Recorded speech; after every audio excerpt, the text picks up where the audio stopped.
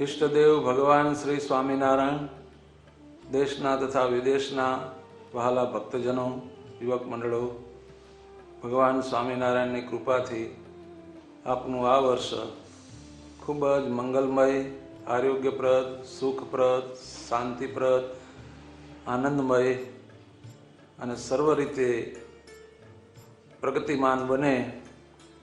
સત્સંગ, ભક્તિ, સદાચારનું સવિશેષ બળ મળતું રહે એવી ભગવાન પાસે હૃદયથી પ્રાર્થના છે. ગામડામાં આપ સૌએ જોયું હોય છે, દરજી જ્યારે સીવવા આવે ત્યારે જ્યારે એનું કામ કરતા હોય ત્યારે કાતર અને ગજ એ માપનારા છે અને કાપનારા છે, એટલે એનું સ્થાન હંમેશા નીચું જ હોય. એને પગ પાસે મૂકે અને સોય છે એ સીવવાનું કામ કરે છે, તૂટેલાને જોડવાનું કામ કરે છે, એટલે એનું સ્થાન દરજી એની ટોપીમાં જ રાખે, મસ્તક ઉપર જ હોય છે.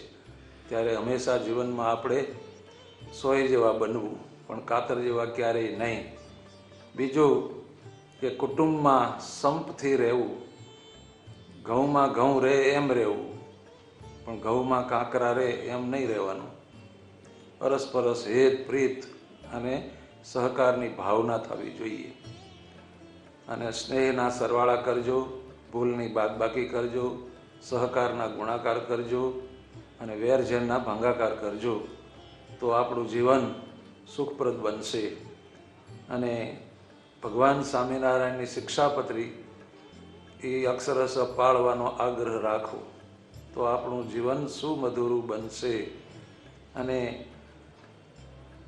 આપણું જીવન એટલું ઉત્તમ હોવું જોઈએ, સદગુણી હોવું જોઈએ કે બીજાને એની નકલ કરવાનું મન થઈ જાય. એ જ આપણા જીવનની સાર્થકતા છે.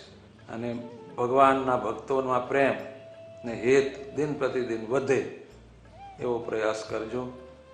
અને ભગવાન સ્વામિનારાયણ આપનું સર્વ રીતે મંગલ વિસ્તારે.